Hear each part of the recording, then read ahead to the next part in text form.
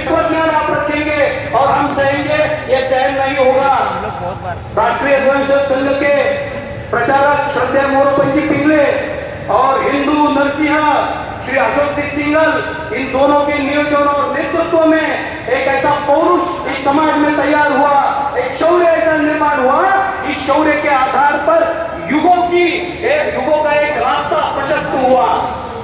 हम बात कर रहे हैं, काशी मथुरा की चर्चा नहीं है, 33,000 मंदिरों की चर्चा है। 1947 में हमारा देश विभाजित हुआ। 20 लाख हिंदुओं की, जो हिंदू पाकिस्तान से उर्वरित भारत में आ रहे हैं, उनके बलिदान की चर्चा है।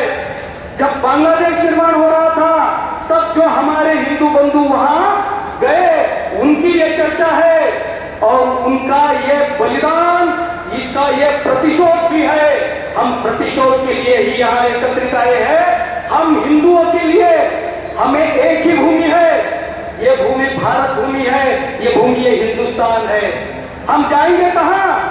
आर्य द्रविड़ का वाद आपने निर्माण किया, इसके आधार पर इस भारत का विभाजन करने का, जातिगत विभाजन करने का षड्यंत्र आपने रचा, एक विमर्श आपने खड़ा करने का प्रयत्न किया।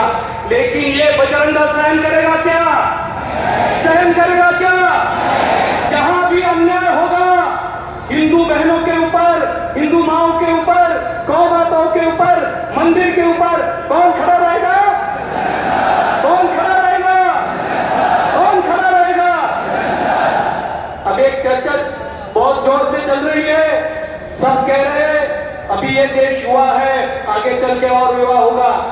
अरे हिंदुओं, मैं आपसे पूछना चाहता हूं, आप दो, आपका एक, भविष्य में जो देश युवा होगा उसमें आप कितने होंगे?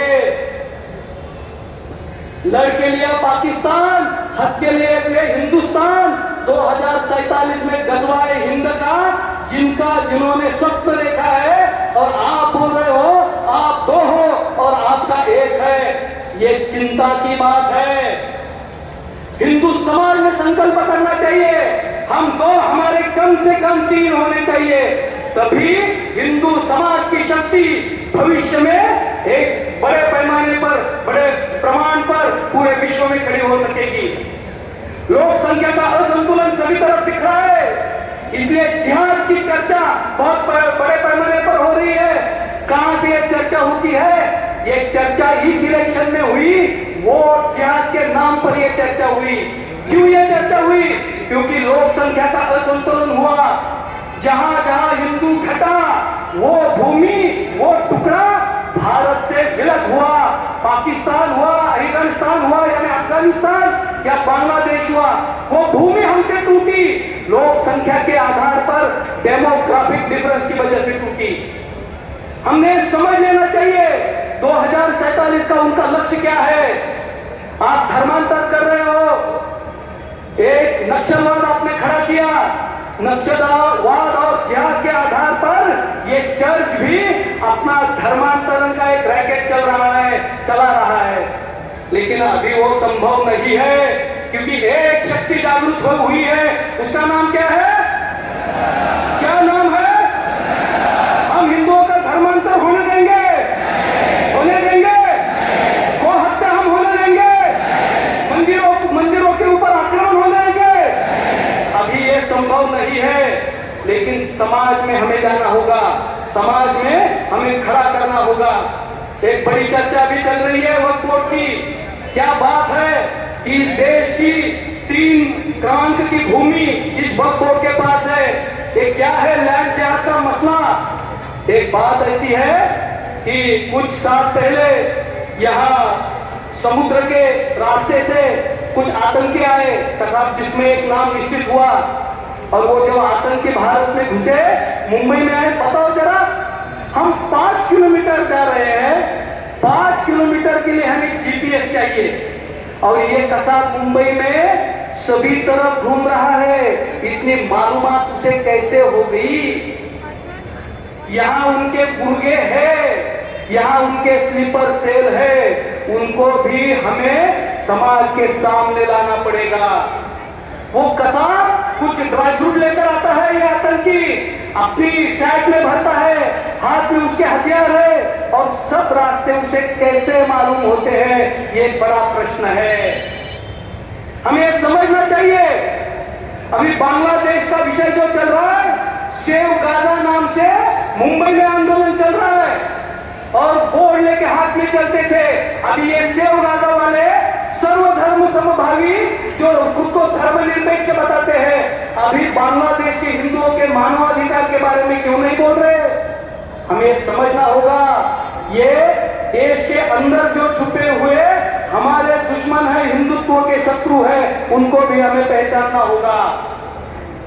इसलिए हमें शौर्य का जागरण, हिंदू पौरुष का जागरण, और वो जागरण करेगा बजरंग दल, क्योंकि बजरंग दल नित्य सिद्ध शक्ति के रूप में नित्य जागृत है ना?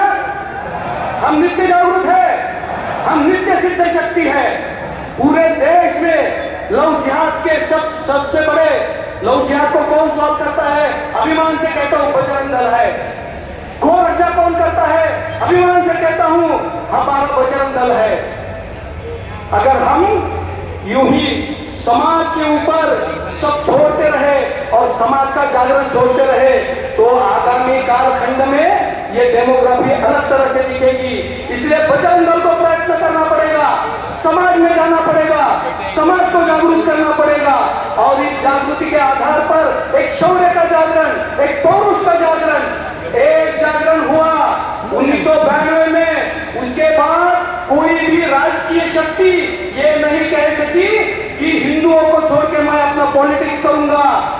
कोई भी सामाजिक संगठन ये नहीं कह सका कि हिंदुओं को छोड़ के मैं समाजकारण करूंगा, या कोई भी अन्य पंथीय धार्मिक शक्ति नहीं कह सकी कि हिंदुओं को दुर्लक्षित करके मैं कुछ कर सकूंगा। ये तीन बातें हिंदुओं में जाकर, हिंदू समाज में जाकर हमें जागरूक करनी पड़ेगी। हिंदू को हमें जो धार्मिक दृष्टि से उदासीन है, उस हिंदू को हमें धर्म निश्चित करना पड़ेगा। जो सामाजिक दृष्टि से विघटित है, उस हिंदू को हमें समरस करना पड़ेगा, और जो राजकीय दृष्टि से अजागरूक है, उसे हमें जागरूक करना पड़ेगा। थोड़ा हिंदू की शक्ति अभी बढ़ने लगी है तो पूरे विश्व में चर्चा चल रही है। अभी कमांडर साहब ने बोला बांग्लादेश टारगेट नहीं है, पाकिस्तान टारगेट नहीं है, टारगेट है आप और मैं, टारगेट है हिंदू समाज। और इस हिंदू समाज की रक्षा कौन करेगा? कौन करेगा? एक श्लोक कहकर मैं अपनी वाणी को विराम दूंगा। उस महाभारत के मैदान में अर्जुन उससे पहले विराट के राजा के वहां रहता था, और बड़ी एक लड़ाई लड़ी विराट के राजा की, तब सबको उसने परास्त कर दिया। भीष्म को किया, कर्ण को किया, दुर्योधन को किया, लेकिन जब खुद की लड़ाई आई महाभारत के उस कुरुक्षेत्र में, तब वो उदासीन हो गया। ये भी हिंदू समाज के सद्गुण विकृति का चित्र है। इसे हमें बदलना है तो भगवान ने श्लोक अर्जुन को दिया, मंत्र के रूप में दिया, हतो वा प्राप्स्यसि मोक्षम जित्वा वा भोक्ष्यसे महिम तस्मात् उत्तिष्ठ कौन्तेय युद्धाय कृतनिश्चया। अगर अर्जुन तू मर जाता है तो स्वर्ग का राज्य मिलेगा, तू जीत जाता है तो पृथ्वी का उपभोग लेगा। तो हे अर्जुन, उठ खड़ा हो और अपने आप को युद्ध के लिए कृतनिश्चयी कर। तो हम सब आगामी शौर्य जागरण के आधार पर युद्ध के लिए कृतनिश्चयी है? तो दोनों